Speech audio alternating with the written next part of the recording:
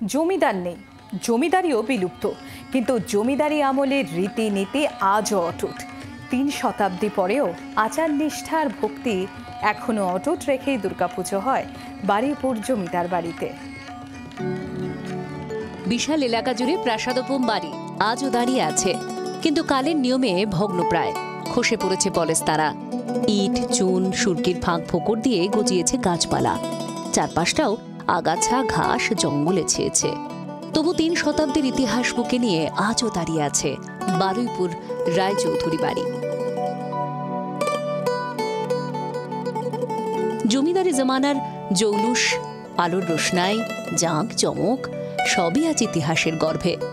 কিন্তু দুর্গাপুজোর আচার, নিষ্ঠা, নিয়মকানুন এখনো সেই জমিদারি আমলেরই। অবিভক্ত ২৪ পরগনার অন্যতম প্রাচীন বারুইপুরের রায়চৌধুরী বাড়ির দুর্গাপুজো রয়েছে বিশেষ কিছু বৈশিষ্ট্য। একটা সময় অবিভক্ত ২৪ পরগনা জুড়ে জমিদারি ছিল রায়চৌধুরীদের। বিসর্জনের আগে উড়ানো হতো নীলকণ্ঠ পাখি। এখন আসল নীলকণ্ঠ নয়, প্রতীকী মাটির নীলকণ্ঠ পাখি ওড়ানো হয়। রাজবাড়ির প্রতিমা নিরঞ্জন না হওয়া পর্যন্ত বারুইপুরের অন্য প্রতিমা বিসর্জন হয় না। প্রায় ৩৫০ বছর উপর আমাদের দুর্গাপুজো।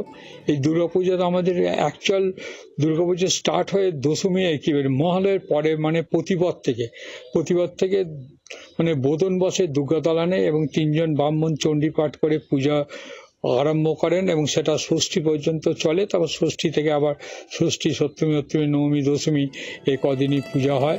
প্রায় ৩৫০ বছরের বেশি প্রাচীন এই দুর্গাপুজো। চারপাশে বারোয়ারি আর থিম পুজোর ভিড়েও অমলিন হয়ে রয়েছে বারুইপুরের রায়চৌধুরী বাড়ির দুর্গাপুজো। পুজোর জৌলুস কমলেও রায়চৌধুরী বাড়ির ঠাকুর দালানে ভিড় কমে না দর্শনার্থীদের।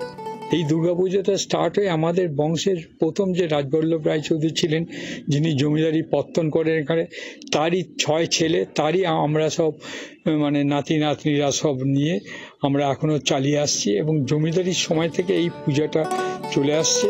পরিবারের সদস্যরা কর্মসূত্রে ভিন দেশে থাকলেও একত্রিত হন উৎসবে।